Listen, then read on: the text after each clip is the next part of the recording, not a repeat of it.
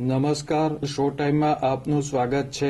મહુવા નજીક દૂધના ટેન્કરમાં છુપાવીને લઈ જવાતો વિદેશી દારૂ અને બિયરનો જથ્થો ઝડપી લઈ સ્ટેટ મોનિટરિંગ સેલ દ્વારા કાયદેસર કાર્યવાહી હાથ ધરવામાં આવી હતી.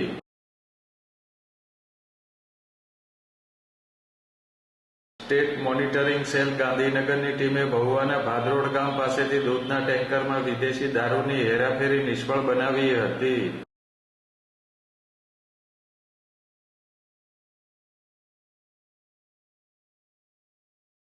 ભાદરોડ નજીક વોચમાં રહીને પોલીસે દૂધના ટેન્કરની તપાસ કરતા ટેન્કરમાં બનાવેલ ચોરખાનામાંથી વિદેશી દારૂ અને બિયરની 466 પેટી મળી આવી હતી.